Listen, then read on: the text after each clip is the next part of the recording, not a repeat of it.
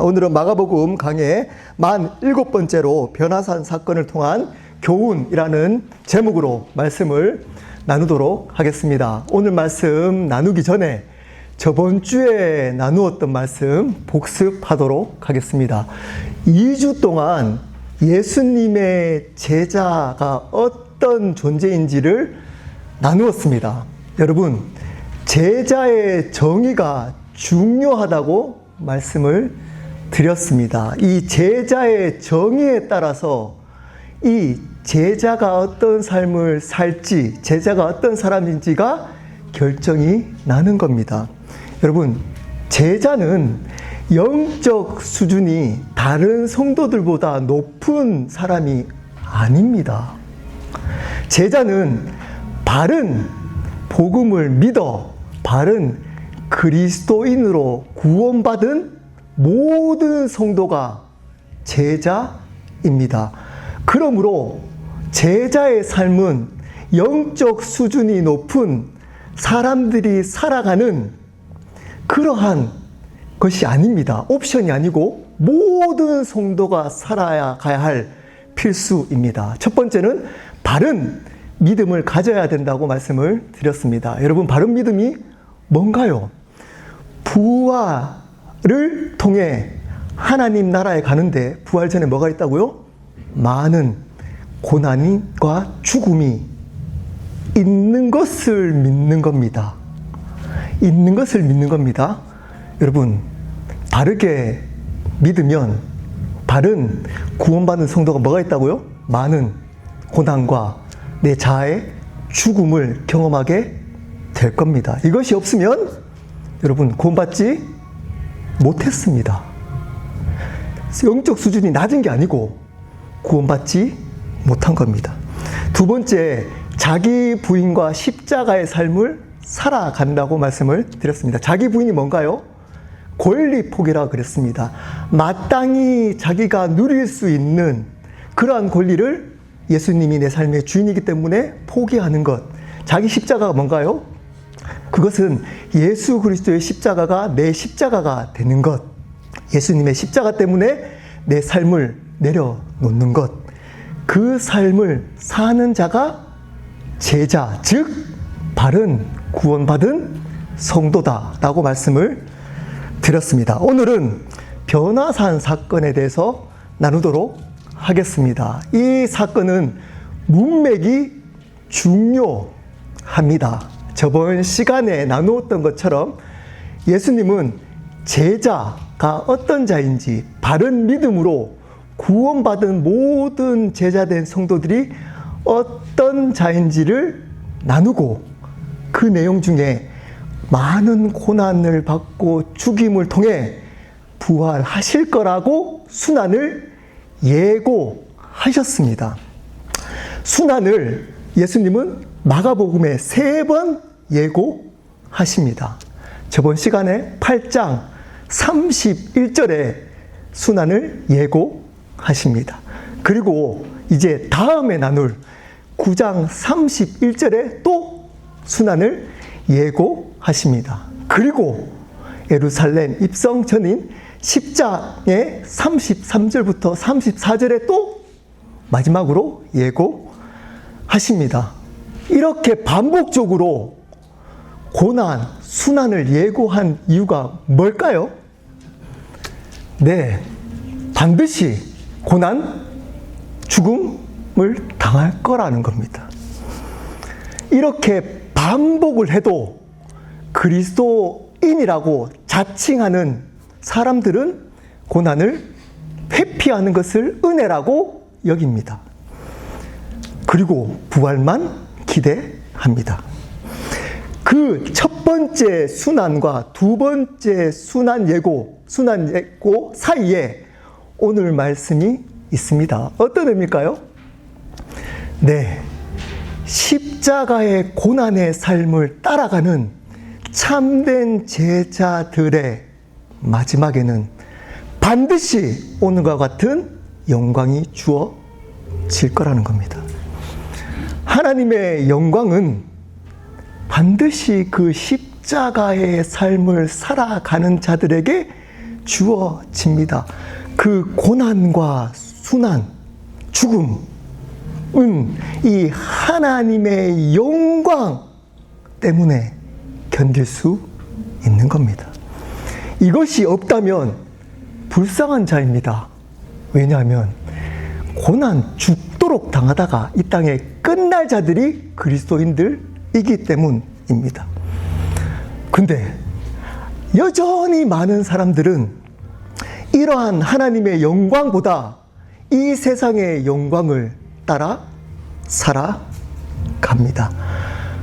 이 영광이 어떤 영광인지를 시청각적으로 보여주시고 또 그 변화선의 영광을 통해 제자가 어떻게 그 영광의 삶을 살아갈 수 있을지를 오늘 말씀을 통해 가르쳐 주고 계십니다.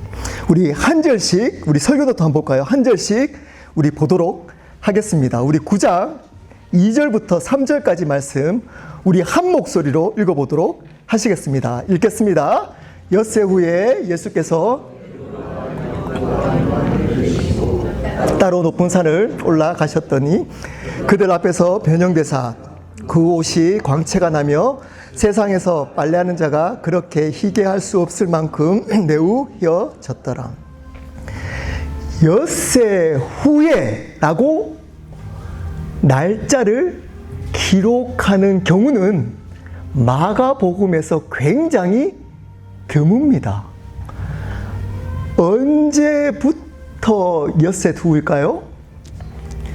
제자도를 가르쳐 주시고 순환을 예고하신 그날 이후에 엿새가 지났다는 겁니다. 왜 그렇게 지났던 날짜를 기록하는 걸까요?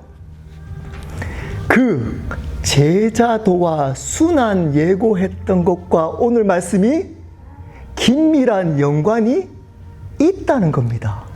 긴밀한 연관이 있다는 겁니다. 어떤 연관이 있을까요? 예수님은 베드로, 야고보, 요한 수제자격인 이 세 명을 데리고 산에 올라가십니다. 가이사라 빌립보에 계시기 때문에 이 산이 아마 학자들은 헬몬산이라고 추측합니다. 그것은 중요하지 않습니다. 이 세 명의 수제자를 택해서 영광을 보여주십니다. 왜 베드로와 야고보와 요한을 수제자격으로 택했을까요? 왜 택했을까요? 네, 예수님 마음입니다. 예수님의 주권입니다. 이 택하심을 통해서도 그분의 주권을 보여주고 계신 겁니다. 여러분을 왜 이 자리에 있게 하셨을까요?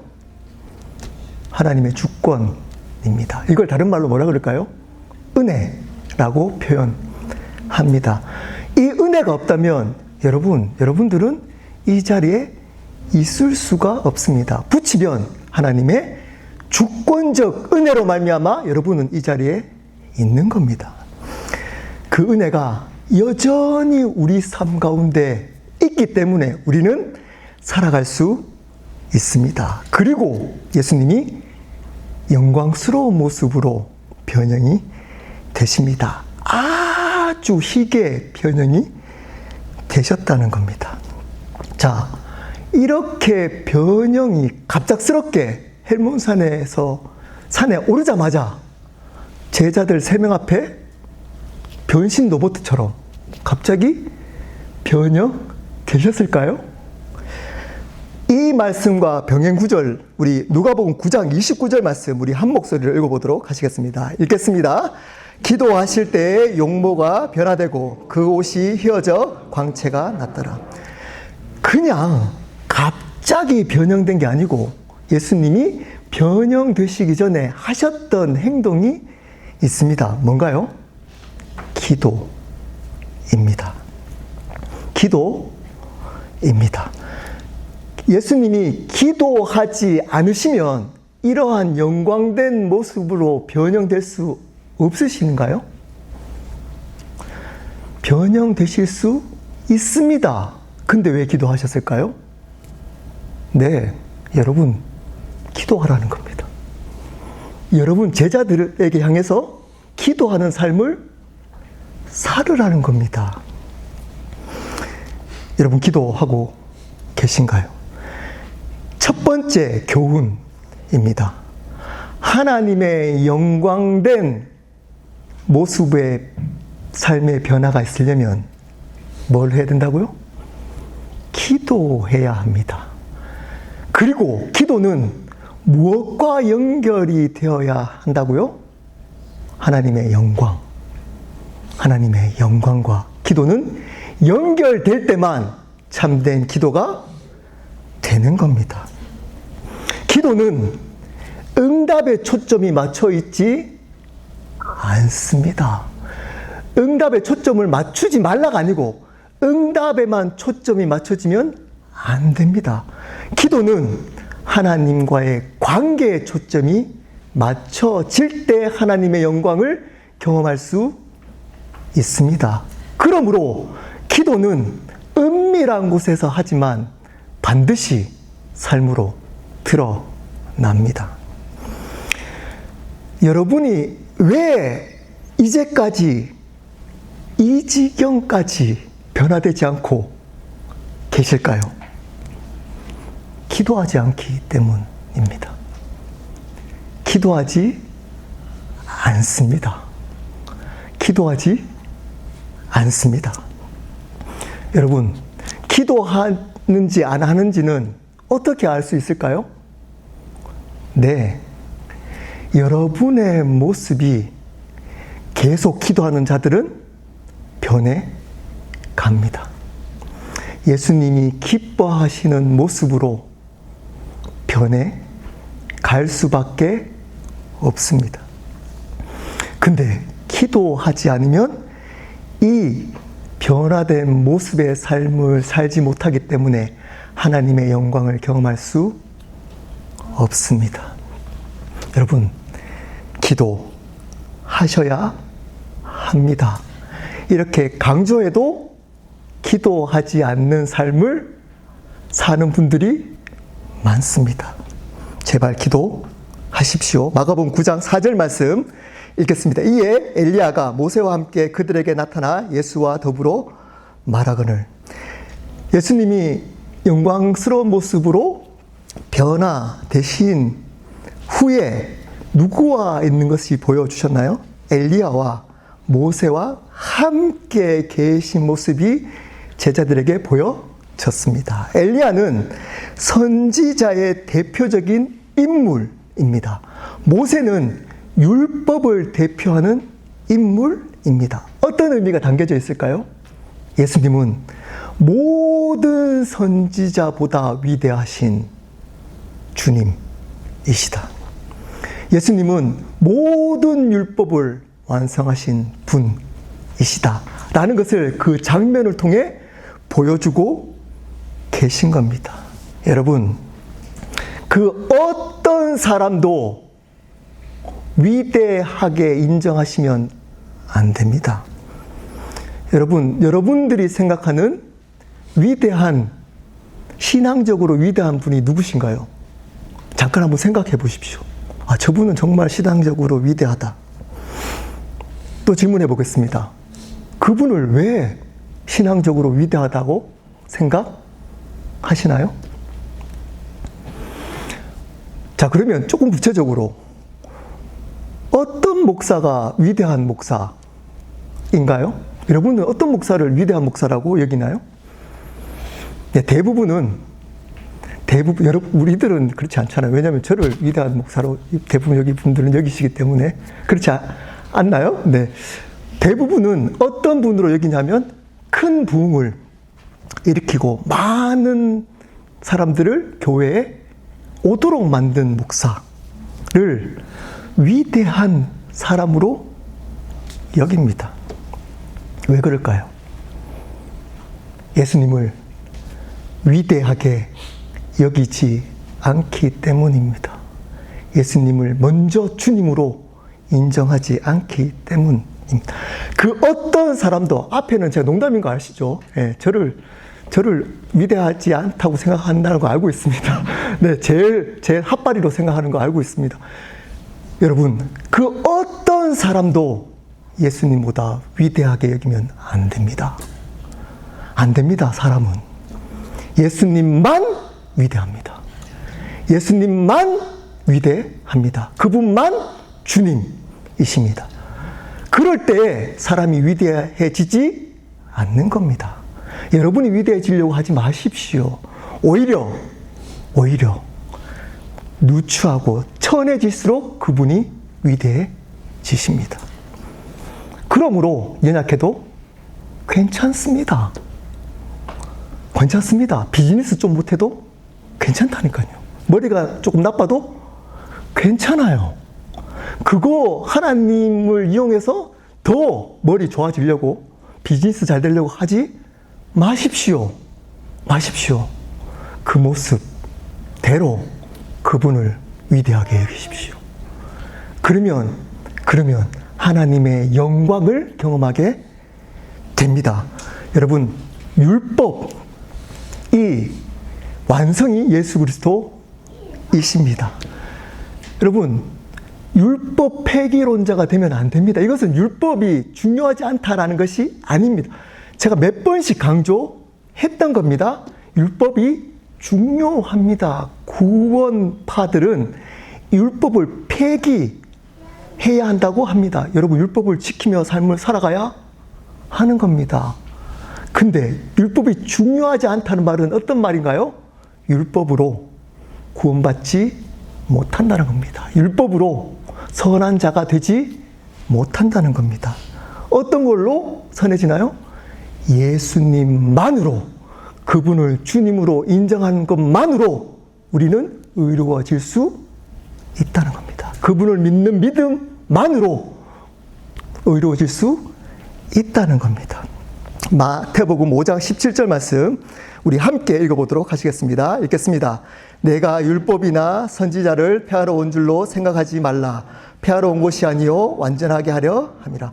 폐하지 않고 완전하게 예수님을 바르게 주님으로 믿으면 율법을 온전하게 만드는 삶을 살아간다. 그 삶이 뭔가요? 로마서 13장 10절 말씀 우리 함께 읽어보도록 하시겠습니다. 읽겠습니다. 사랑은 이웃에게 악을 행하지 아니하니 그러므로 사랑은 율법의 완성이니라. 사랑하며 삽니다. 예수 그리스도의 사랑을 먼저 경험하고 그 사랑으로 다른 사람을 사랑하며 살아가게 됩니다. 그렇게 율법의 완성된 삶을 살아간다는 겁니다. 어떨 때?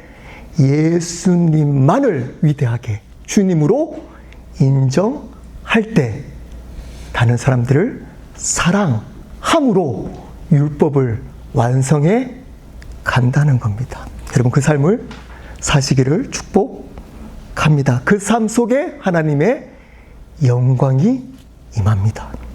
마가복음 9장 5절 6절 말씀 우리 한 목소리로 읽어보도록 하시겠습니다. 읽겠습니다. 베드로가 예수께 고하되 우리가 초막셋을 짓되 하나는 주를 위하여 하나는 모세를 위하여 하나는 엘리야를 위하여 하사이다. 이는 그들이 몹시 무서워함으로 그가 무슨 말을 할지 알지 못함이더라. 하사이다 이러니까 조금 말하기 그렇네요. 네, 베드로가 뭐라고 얘기를 하나요? 제가 굵은 글자로 표시를 했습니다. 뭐라고 얘기하나요? 랍비요. 이렇게 이야기를 합니다. 그리고 주를 위하여 그 영광스러운 모습을 보니까 여기에 살고 싶다는 겁니다. 주님을 위하여, 모세를 위하여, 엘리야에 보이는 세 사람을 이야기하면서 초막을 짓고 우리도 함께 살고자 하는 겁니다. 근데 무서워하고 무슨 말을 알지 못하다라고 말씀하고 있습니다. 베드로는 엿새 전에 예수님을 어떻게 고백했나요? 주님, 하나님의 아들이십니다. 라고 고백했습니다. 근데 지금 주님, 하나님의 아들로 고백하는 게 아니라 뭐라고 고백하나요? 랍비, 선생님, 이라고 고백하고 있습니다. 또 나섭니다. 이 베드로는. 그때도 나서다가 어떻게 됐나요? 네, 사단아 물러가라고 예수님께 호되게 꾸중을 들었던 베드로는 또 나섭니다. 그런데도 예수님은 여전히 베드로를 받아주십니다. 그 은혜가 우리에게도 있는 겁니다. 자, 근데 왜 이렇게 6일 전에 하나님의 아들이라고 믿음의 고백을 했던 베드로가 지금 선생님이라고 이야기를 하고 있나요? 그 이유를 마지막에 나와 있습니다. 이는 그들이 몹시 무서워함으로 그가 무슨 말을 알지 못합니다. 무서워한 겁니다. 예수 그리스도가 변형된 영광된 모습으로 변형되니까 그 모습을 보고 베드로가 무서워진 겁니다. 그래서 말이 헛나온 겁니다. 왜 무서워했을까요? 하나님의 영광을 보면 수제자인 베드로는 기뻐해야 되잖아요. 아, 우리가 예수 그리스도를 따라 살면 이러한 영광된 모습으로 변화되겠구나. 또는 아, 예수님은 하나님이시구나 라는 것을 눈으로 보고 있는데 무서워진 겁니다. 그 이유를 누가복음에는 밝혀주고 있습니다. 우리 설교노트에 누가복음 9장 32절 말씀 우리 함께 읽어보도록 하시겠습니다. 읽겠습니다. 베드로와 및 함께 있는 자들이 깊이 졸다가 온전히 깨어나 예수의 영광과 및 함께 선 두 사람을 보더니 예수님이 기도하고 계실 때 이 제자들은 어떻게 하고 있다고요? 졸았습니다. 그것도 아주 깊이 졸았습니다. 잠든 겁니다. 여러분, 예수 그리스도가 기도하실 때 제자들은 기도하지 않고 졸았던 겁니다. 기도하지 않는 삶의 모습입니다. 그럼 기도하지 않는 자들의 모습은 하나님의 영광을 기뻐하는 것이 아니고 무서워합니다. 하나님이 임재를 경험하면 기뻐지는 게 아니고 두려워집니다. 하나님의 영광이 어떤 곳에 임하는지를 모릅니다. 그 영광이 어떤 만큼 큰 영광인지도 모릅니다. 여러분이 지금 이렇게 졸고 있지 않나요? 다른 말로 기도하지 않고 있지 않나요? 그러면 하나님의 영광이 어디에 있는지 하나님의 영광을 기뻐하기보다는 어디를 쫓을까요? 이 세상의 영광을 쫓게 되어져 있습니다. 하나님의 영광이 있는 그 자리에 있는 것이 아니고 세상의 영광이 있는 그 자리에 있기를 원합니다. 그러면서 기도라는 수단을 그 세상의 영광을 쫓는 도구로 만들어 버립니다. 그것이 세상의 영광이 이루어지는 것을 은혜라고 여깁니다. 지금 어쩌면 교회가 그러고 있습니다. 단체로 졸고 있습니다. 단체로 졸고 있을 수 있습니다. 하나님의 영광이 있는 십자가의 고난, 십자가의 죽음의 길을 가고자 하는 것이 아니라 이 세상의 영광을 쫓아 살아갈 수 있다는 겁니다.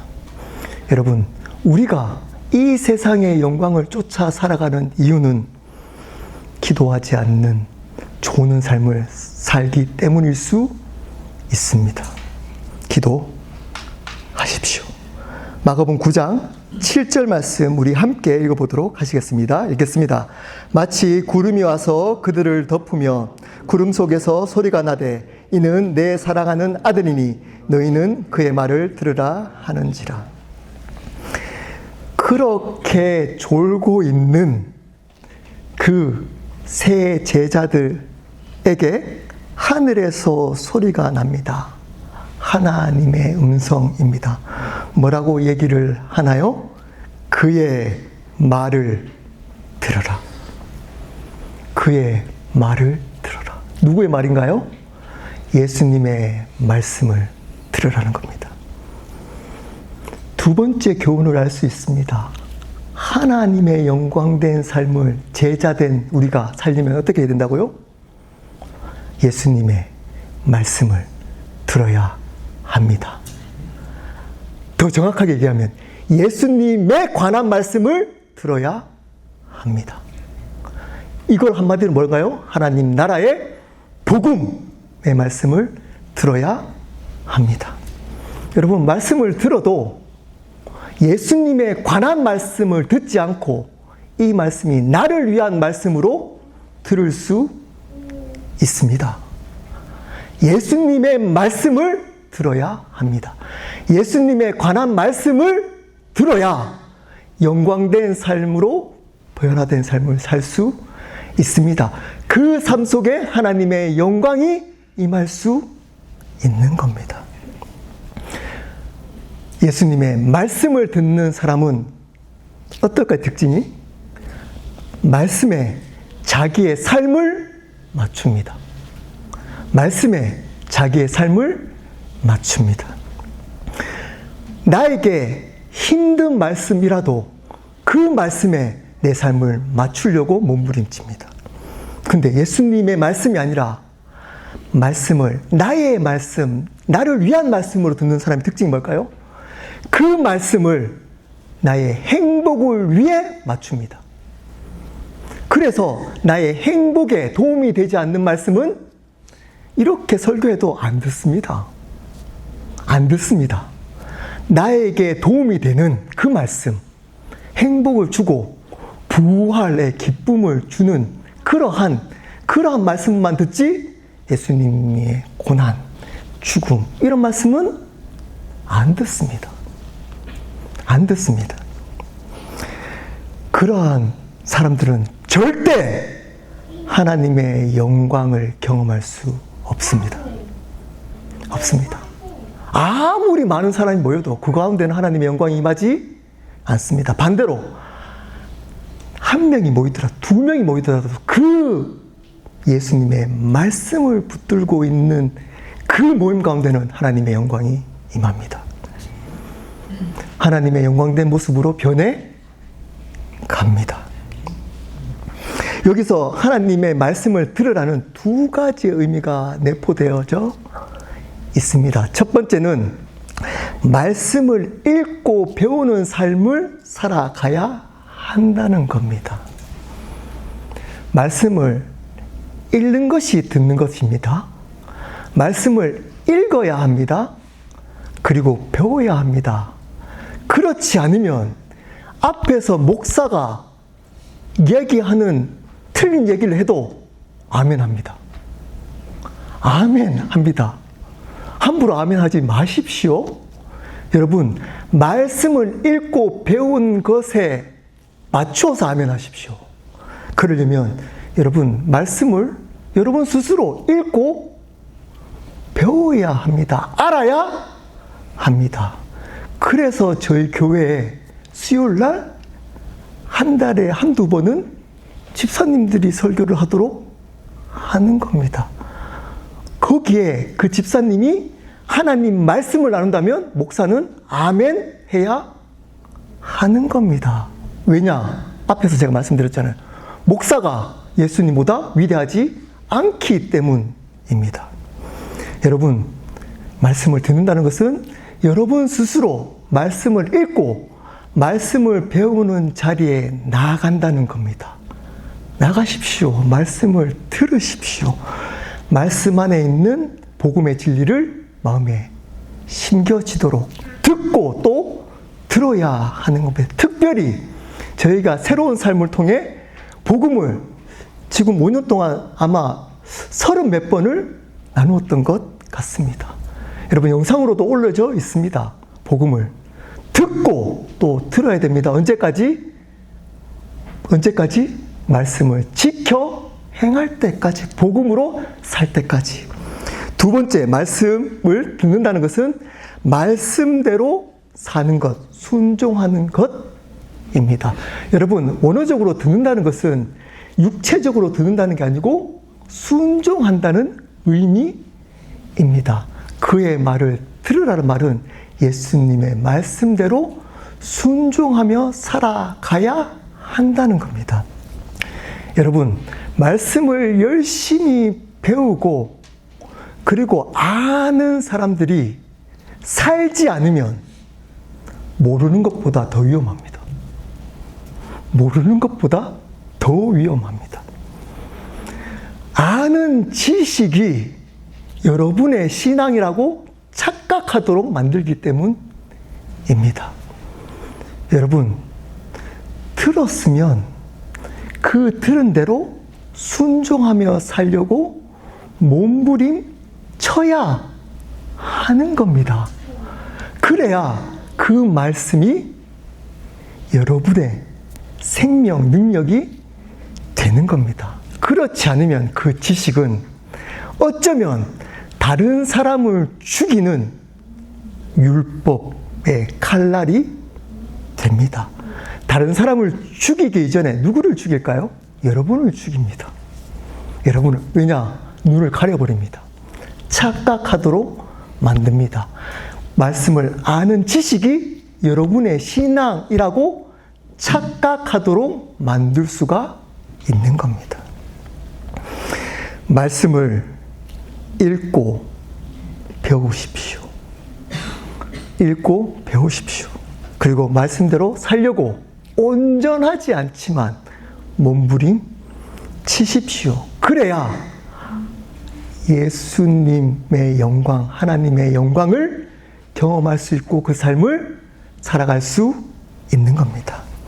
9장 8절 말씀 우리 마지막으로 한번 읽어보도록 하시겠습니다. 읽겠습니다. 문득 둘러보니 오직 예수와 자기들 뿐이었더라.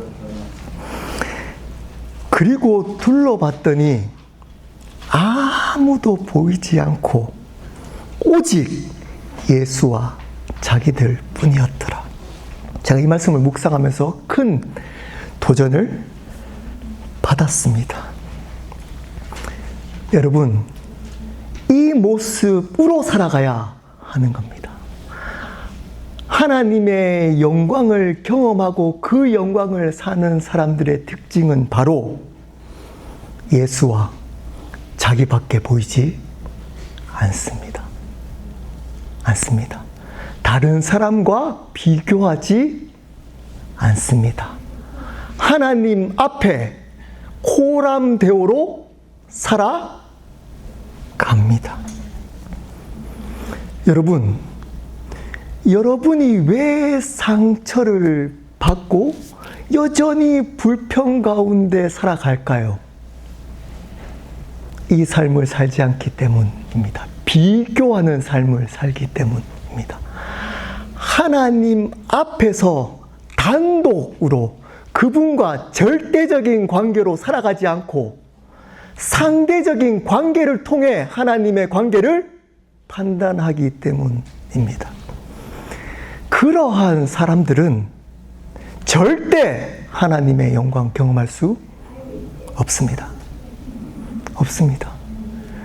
여러분에게 맡긴 그 사명만 감당하면 됩니다.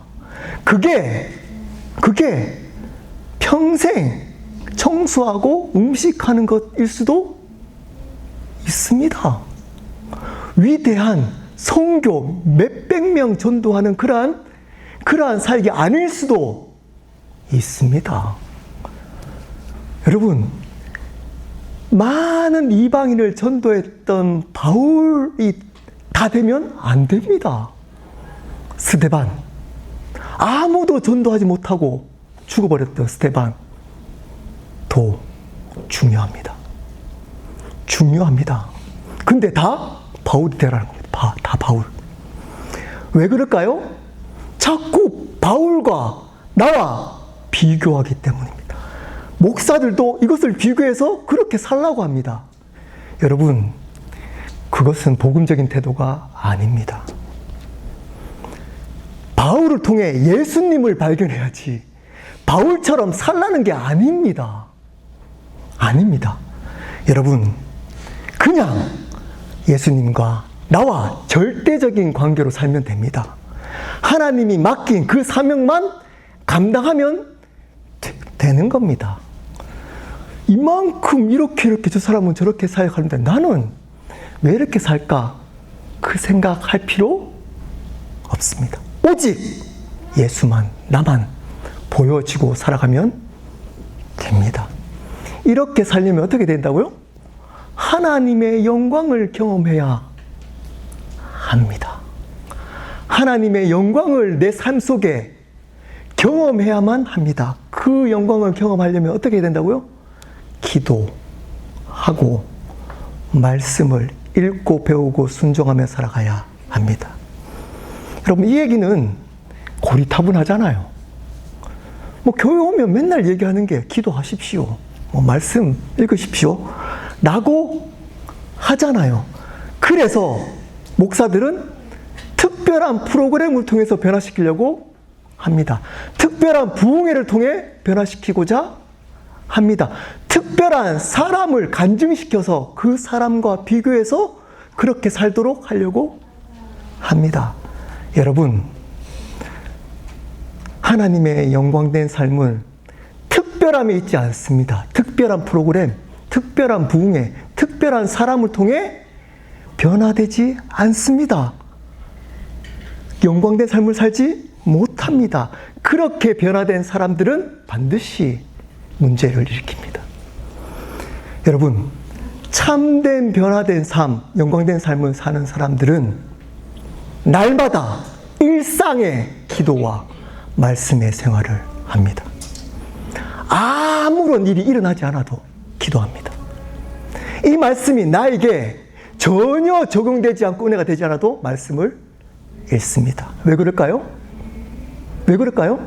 기도하는 그 대상이 내 삶의 주인이기 때문입니다.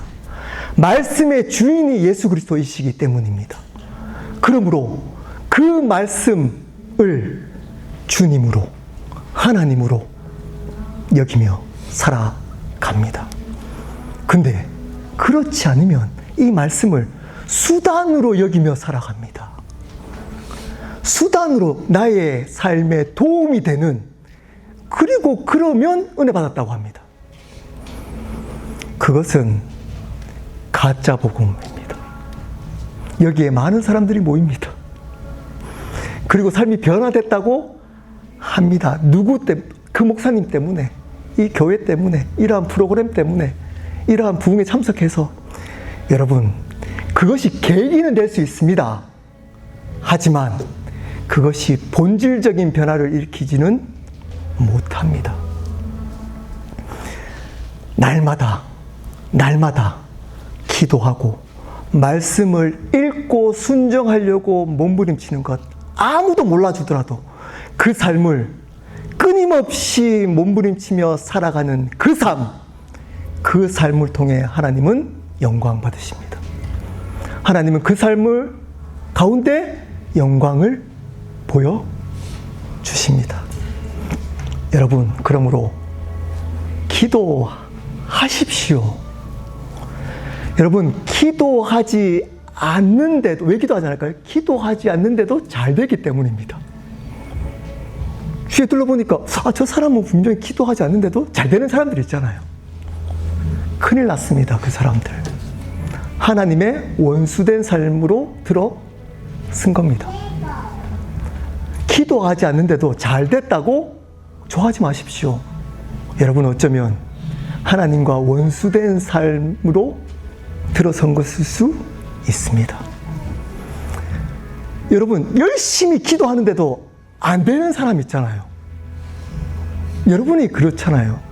표정을 보니까 그런 사람이 많은 것. 기도 열심히 했는데도 안 돼요. 기도하지 않는 사람보다. 낙심하지 마십시오.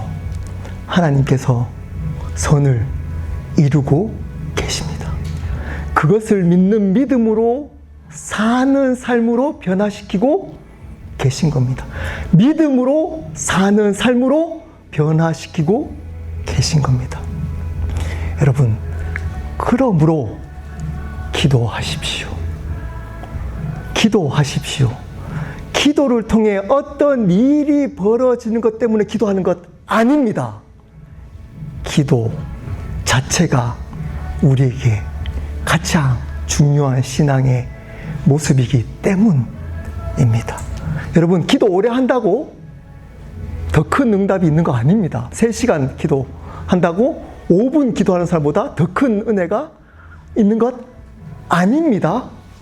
그러면 기도라는 행위를 통해 하나님의 역사를 가져오는 것이 되어버리기 때문입니다. 여러분, 3시간 기도한다고 5분 기도하는 것보다 더 큰 역사를 경험하는 것 아닙니다. 하지만 바르게 기도하는 사람은 길게 기도합니다. 왜 그럴까요? 기도 자체가 은혜인 것을 알기 때문입니다. 그분과 교제하는 그 자체가 내 삶의 가장 큰 은혜임을 경험하기 때문입니다. 다른 말로 그 기도를 통해 하나님의 영광을 경험하기 때문입니다. 여러분, 말씀을 읽고 배우고 순종하며 사십시오. 여러분, 말씀 속에 하나님의 복음, 하나님 나라의 복음을 건지며 살아가십시오. 그렇게 살아가도 여러분 삶 가운데 아무 일이 일어나지 않을 수 있습니다. 말씀을 열심히 읽는데도 그 말씀이 여러분 삶 가운데 도움이 안 될 수도 있다는 겁니다. 그래도 말씀을 읽어 나가는 그 자체가 은혜입니다. 그럼에도 불구하고 말씀을 읽고자 하는 그 마음이 드는 그 자체가 성경은 은혜라고 가르칩니다. 왜 그럴까요? 말씀이 하나님이시기 때문입니다. 말씀이 하나님임을 인정하는 태도이기 때문입니다. 그렇게 살아가는 그 삶 속에는 하나님의 영광이 임합니다. 여러분, 제가 말씀을 열심히 읽는다고 제 말씀을 다 알까요? 예, 당연히 모릅니다. 예, 당연히 모릅니다. 근데 왜 말씀을 읽고 전할까요? 네, 말씀이 하나님이시기 때문입니다. 그 말씀을 대하는 나의 태도가 그분을 주님으로 인정하느냐 아니냐가 결정되기 때문입니다. 여러분, 그러므로 기도와 말씀 생활을 하십시오. 여러분이 왜 여전히 상처를 가지고 세상의 영광을 쫓아 그 세상에 묶여서 살아갈까요? 명확합니다. 기도하지 않습니다. 말씀을 읽고 배우고 겸손하게 그 말씀대로 살아가려고 하지 않습니다. 왜냐? 하나님의 영광을 그것을 통해 경험해 본 적이 없기 때문입니다. 근데 그 영광을 경험한 사람들은, 다른 말로 바른 구원받은 제자된 성도들은 그 하나님의 영광을 그 기도와 말씀을 통해 경험하며 살아갑니다. 여기에 아멘하며 살아가는 그 삶을 통해 하나님은 영광 받으십니다. 켈러 교회는 그 하나님의 영광을 위한 교회로 계속적으로 세워져 가기를 축복합니다. 우리 함께 기도하도록 하시겠습니다.